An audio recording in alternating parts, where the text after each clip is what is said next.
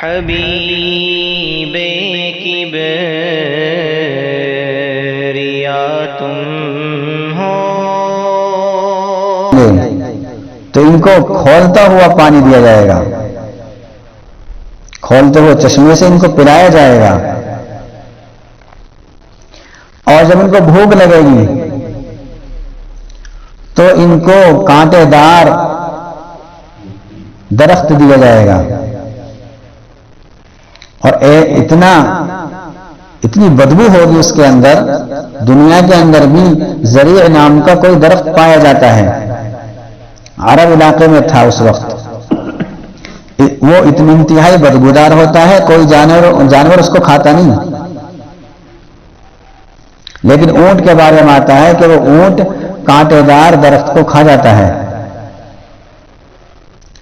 تو زریع کہتے ہیں کانٹے دار درخت کو ان کو دیا جائے گا.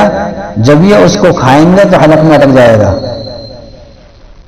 اب یہ سوچیں گے کہ ہم دنیا میں اپنے لقمے کو حلق سے نیچے اتارنے کے لیے ہم پینے کی چیز کا استعمال کرتے تھے.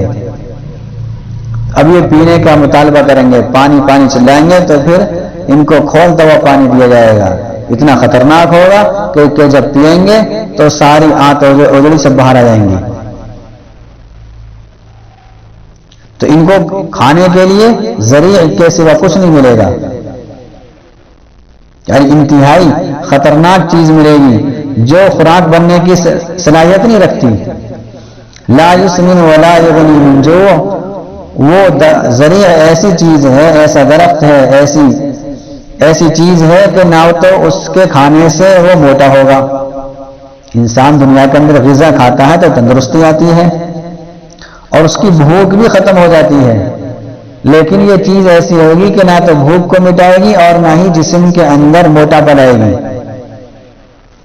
اصل میں ایسا ہوا تھا کہ جب یہ آیت نازل ہوئی کہ لیس لہم طعام الا من ضریع، کہ ان کو ذریعے کے سوا کچھ نہیں دیا جائے گا،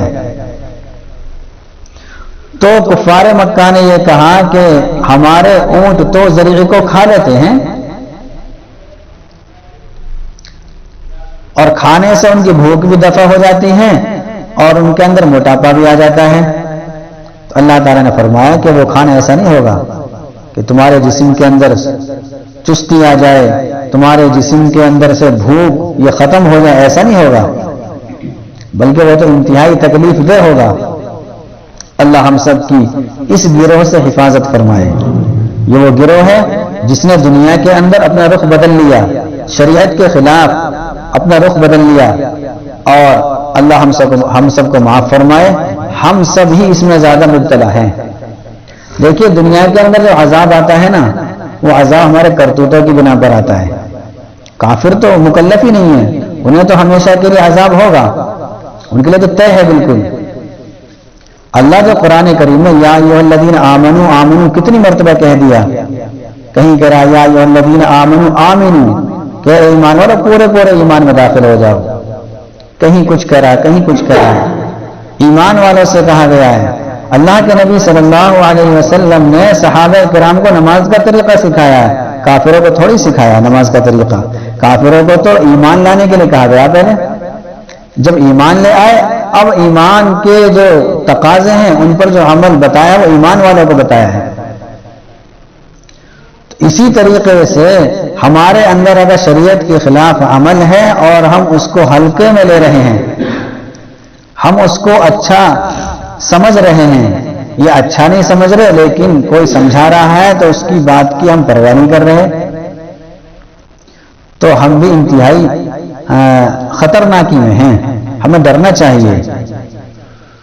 مسجد اللہ کے گھر ہیں، ساری کی ساری مسجدیں اور ساری کی ساری عبادت کی جگہیں، اور اپنے گھر بھی، اپنے گھروں میں بھی یہ نہیں کہ اپنے گھروں میں ہم شریعت کے خلاف کریں. گھروں میں بھی شریعت کے مطابق عمل ہو اور مساجد میں بھی، تب تو ہے کامیاب. اور اگر اس کے خلاف ہم نے عمل کیا کہ شریعت کے خلاف ہماری زندگی گزری اور ہمیں اس پر احساس بھی نہیں ہوا، تو پھر اللہ تعالیٰ کا اگر عذاب آئے تو ہمیں دوسروں کو کوسنے کی ضرورت نہیں، کیونکہ ہم خود دعوت دے رہے ہیں عذاب کو. ہم زبان سے نہیں کہہ رہے لیکن ہم اپنے احوال ہم نے ایسے پیدا کر لیے کہ اللہ کو غصہ آ رہا ہے، جب غصہ آتا ہے تو عذاب نازل ہوتا ہے۔ آج کے جو ہمارے حالات ہیں وہ حالات ہمارے ہی کیے ہوئے کرتوتوں کا نتیجہ ہے۔ ہم ٹھیک ہو جائیں دنیا ٹھیک ہو جائے گی، ہم ہی ٹھیک نہیں ہو رہے تو کہاں سے دنیا ٹھیک ہوگی؟ پھر شکایت کرتے ہیں دوسروں کی، اپنے گریبان میں انسان جھانکتا نہیں اور دوسرے کی سب کچھ چیز دیکھ لیتا ہے کہ اس کے اندر یہ کمی ہے، اس کے اندر یہ کمی ہے۔ اپنے آپ کو دیکھنا چاہیے۔ تو یہ جو گروہ ہے، یہ گروہ اس وجہ سے ہوا کہ شریعت کے خلاف اس کا رخ تھا۔ یہ پوائنٹ کی بات ہے، شریعت کے خلاف اگر رخ ہوگا تو اس گروہ میں شامل ہو جائے گا۔ اور شریعت کے خلاف رخ ہونا یہ 24 گھنٹے کی زندگی میں ہم دیکھ سکتے ہیں کہ ہمارا رخ، ہماری محنت، ہماری کوشش، ہماری دوڑ دھوپ یہ شریعت کے خلاف ہے یا شریعت کے مطابق ہے؟ اگر مطابق ہے تو ہمیں شکر ادا کرنا چاہیے، اور اگر شریعت کے خلاف ہے تو ہمیں ڈرنا چاہیے، احساس کرنا چاہیے، اللہ تعالیٰ سے ہم سب کو معافی مانگتے رہنا چاہیے۔ تو یہ پہلے گروہ کا تذکرہ ہو گیا، دوسرے گروہ کا تذکرہ اب آ رہا ہے۔ حبیب